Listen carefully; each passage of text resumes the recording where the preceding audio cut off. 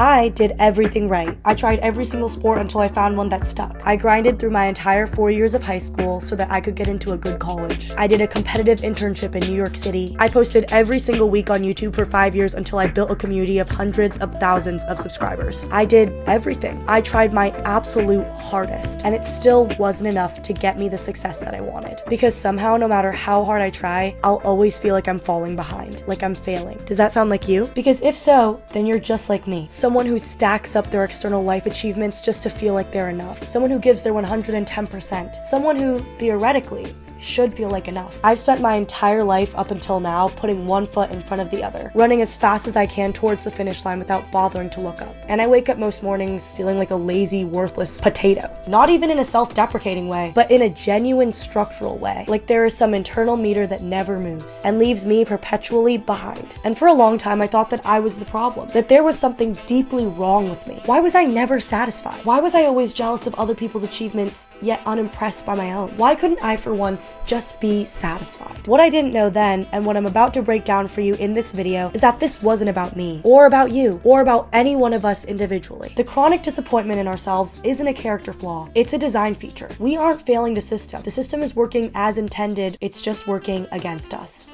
We are all raised on the same story. Work hard, be smart, make the right choices, and the world will reward you. So as long as you do things right, follow the rules, and put 110% of your effort into everything, there is no way that you won't succeed. And if you don't succeed, well, that means that you didn't try your hardest. It also means that you're essentially a failure. The word meritocracy first appeared in print in 1956 in an article by British sociologist Alan Fox. Fox was trying to put a name to something he was observing in modern society, a new way of ranking people, one that was quietly replacing the old aristocratic ways of birth and class with something that felt more fair on the surface. A combination of ability, intelligence, and effort. 2 years later, British sociologist and politician Michael Young brought the term meritocracy to mainstream consciousness with his satirical dystopian novel, The Rise of the Meritocracy, written explicitly in the mold of Huxley's Brave New World and Orwell's 1984. Young imagined a nightmare future society ruled by an educated, entitled elite who believed with complete sincerity that they deserved all of their power. The new hierarchy wasn't built on bloodlines or inheritance, it was built on IQ tests, on exam results and school credentials. Sound familiar? The new hierarchy felt fair. It looked fair. Even now, it probably sounds fair to you, does it not? And that's precisely what makes it so cruel. When the system seems fair, you can no longer point to the system for failure. You can only point to yourself. If you were curious, the book actually ends in revolt. The narrator, a true believer in the merit of meritocracy, is killed in the social unrest that he denied. Young delivers the news in a single dry footnote. Since the author of this essay was himself killed at Peterloo, the publishers regret that they were not able to submit to him the proofs of his manuscript. Young was giving us a warning about meritocracy. And what did we do with that warning?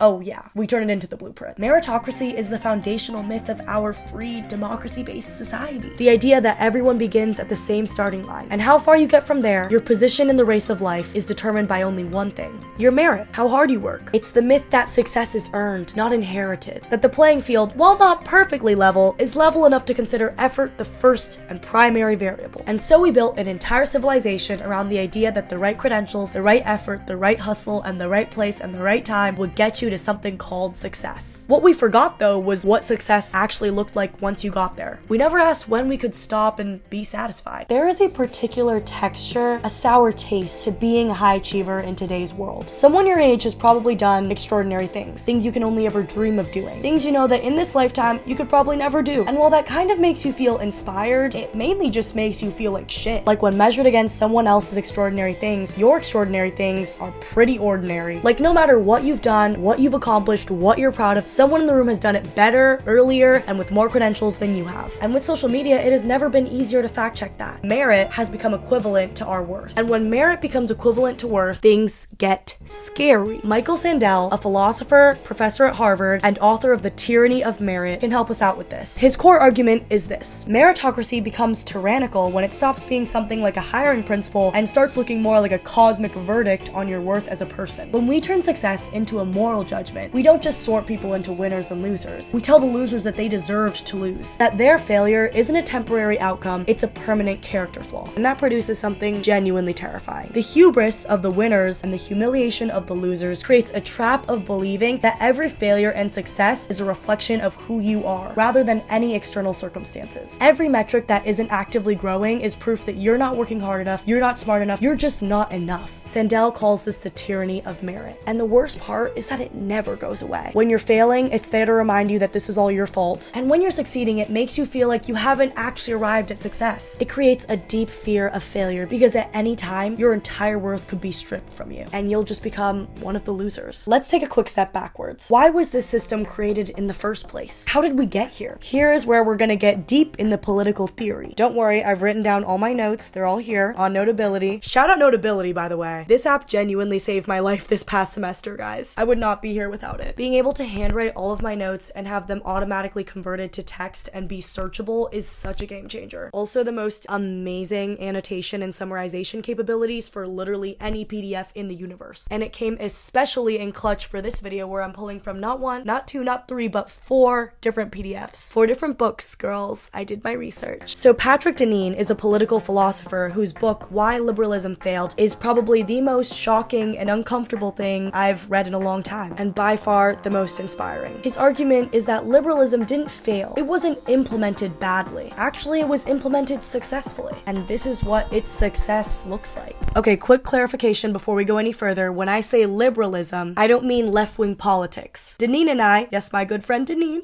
mean something much older, the entire philosophical tradition going back hundreds of years that defines freedom as the absence of constraint on the individual, aka the right to pursue your own dreams, your desires, your own definition of the good life. It is the giant communal pool that both the left and the right, all of America, swims in. Deneen argues that when you build an entire civilization around the individual, around the idea that you should be free to do whatever you want, unbeholden to anyone, you don't actually get people who are free. Instead, you get isolated people. People with access to every right in the world and no idea what to do with all of it. And that is because you have stripped away everything that used to tell people exactly what a good life looked like. The local community, your family, the traditions passed down through generations. When you take all of those preconceived notions away, you're liberating people from those constraints, but you're simultaneously locking them into a new kind of confinement. What does a good life actually look like? How do I know? What am I supposed to be working towards? And in this lostness and confusion, the only guiding light is the market. It provides a clean and simple answer to all of these questions. What does a good life actually look like? It looks like getting more. It looks like getting better. It looks like getting better than the people around you, always wanting more. Because now success is something that you can buy. As long as you have the money to pay the price, of course. Nothing's for free in the meritocracy. But what if you don't want to just buy your success? You want something more satisfactory, more nourishing. Where do we find that?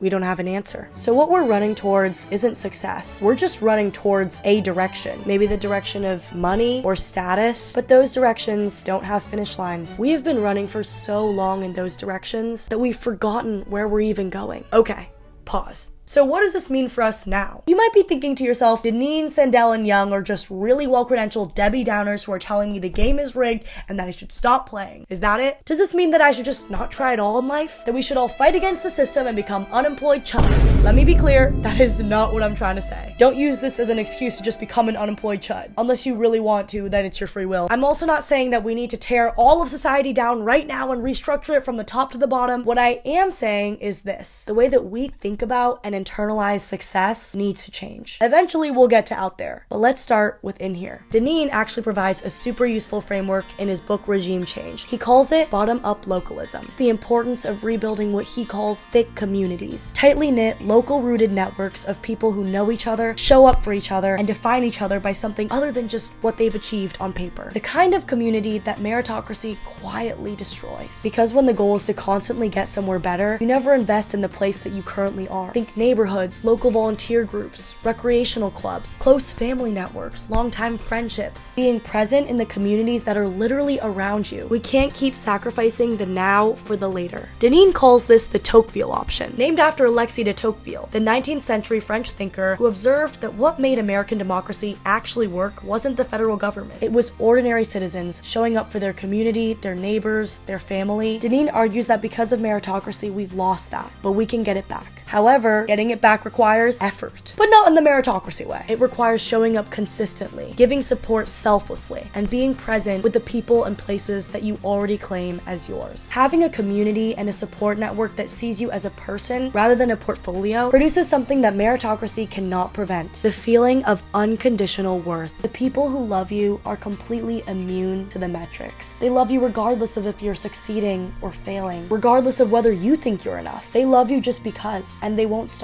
So lean into them. And I mean actually lean in. Respond to your texts, make those plans, actually show up to those plans, don't bail. Do the volunteer work, sign up for that club, invest in the neighborhood where you live, as a way of reminding yourself that you exist outside of your output. But the community piece is only half of it, because you can have all of that publicly and still be suffering privately. Beyond and before showing care to others, you have to learn how to show care to yourself. Loving yourself wholeheartedly and unconditionally is the greatest achievement. It is the biggest success of life, and we should all be actively working towards it every single day, because at the end of the day, the only person who will be spending each and every moment of your life with you, every high and low, every win and loss, every failure and every success, is you. I'm saying that when you fail, and you will, we all will, it's inevitable, in the way that we talk to ourselves when it's 2 in the morning and we feel like we're not doing enough, in the jealousy that we feel towards others when they succeed at something, in the way that we scroll through other people's achievements and instead of feeling inspired, we feel smaller. We're told that the antidote to all of this is just working harder, achieving more, being smarter, but it's none of those. It's learning to actually be on your own side, to dispel thoughts that don't serve you, to do away with needless comparison, because not everyone needs to be an Olympian, okay? Learn to be as patient with yourself as you would be with someone that you love. To look at your own life and tell yourself that you can work with this, that you are enough. Not because you've earned it, not because you've done everything right, just because you are. And trust me, once you wholeheartedly believe that with every fiber of your being and you act upon that, you are going to be able to achieve anything you want. And if you do fail, you will never be too scared to get up and try again, because you know that you're already enough. Okay everyone, that's all that I got today. Thank you so much for staying until the end. If you enjoyed this video essay, please give it a like and subscribe and stick around. Let me know what topics you want to see me talk about next. I love you all so much. See you in the next one. Bye bye. Sinking in, I know this feels right. Catching a crazy love moving through me.